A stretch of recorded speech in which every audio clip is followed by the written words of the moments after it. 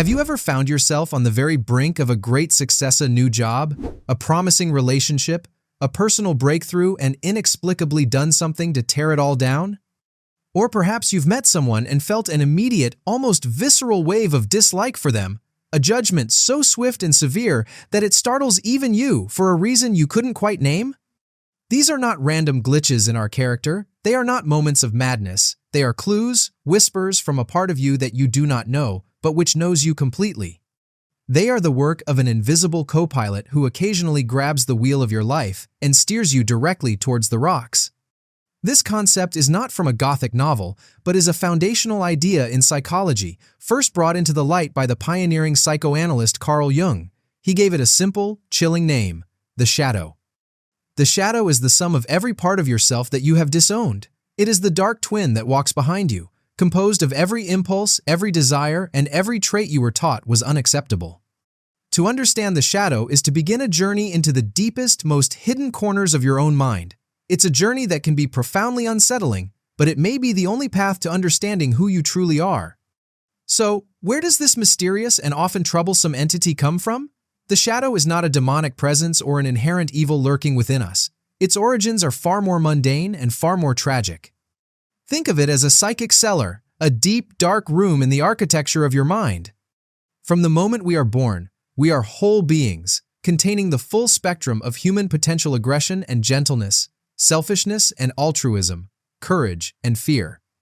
But we are also born into a world of rules, expectations, and judgments.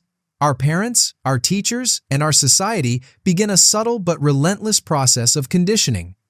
We are taught that certain parts of us are good and will be rewarded with love and acceptance.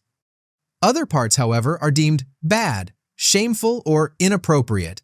Good children don't get furiously angry. Nice people aren't ruthlessly ambitious. Strong men don't show vulnerability. To gain the approval we so desperately need to survive, we learn to perform. We learn to split ourselves in two. We present the acceptable parts to the world, and we take the unacceptable parts, our raw anger, our deep-seated envy, our profound insecurities, our selfish needs, and we shove them down into that psychic cellar. This is the birth of the shadow. It is the repository for all the pieces of ourselves we were forced to disown. These parts do not simply vanish. They are alive. They fester in the darkness, gathering strength, waiting for a moment of weakness, a crack in the conscious mind's control to make their presence known. The shadow, then, is not some foreign invader.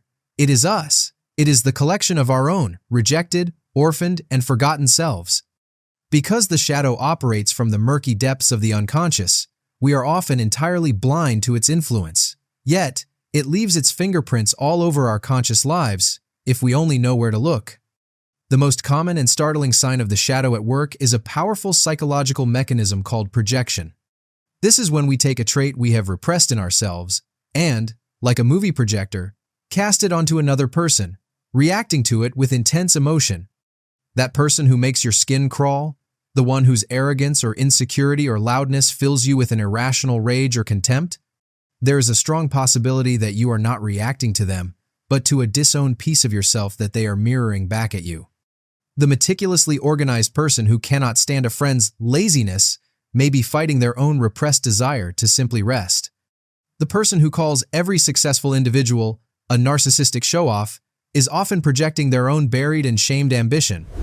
Another signpost is the pattern of self-sabotage. The shadow fears annihilation.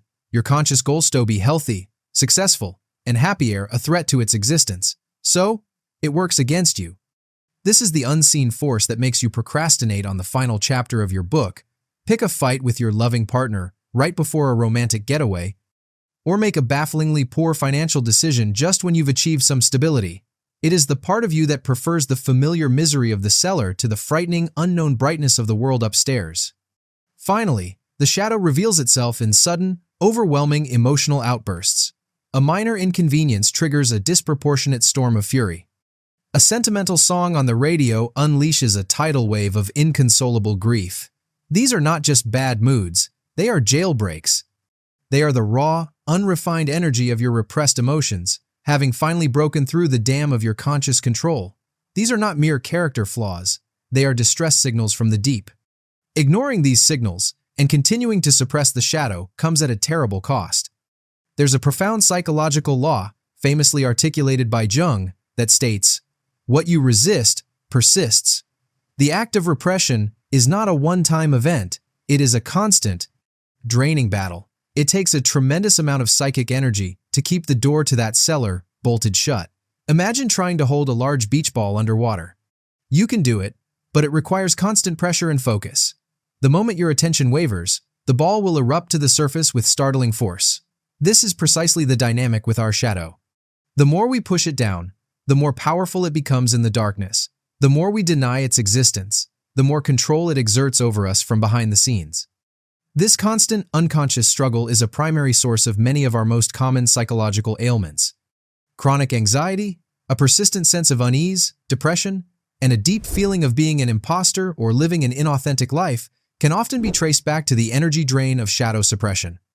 We feel fragmented because we are fragmented. We have amputated vital parts of ourselves and are living as incomplete beings. If the suppression continues for too long, the pressure can become unbearable.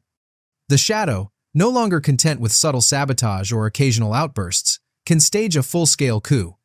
This can manifest in a devastating midlife crisis, a complete nervous breakdown, or a single catastrophic act that shatters a person's life, career, and relationships, an eruption so out of character that friends and family are left saying, "I just don't understand how they could have done that." They couldn't understand because the person they knew, the conscious ego, was no longer at the wheel. The shadow had taken over completely. Faced with such a daunting prospect, the logical question is, what can be done? The answer, paradoxically, is not to fight the shadow, to conquer it, or to extinguish it. The goal is not to win a war against yourself.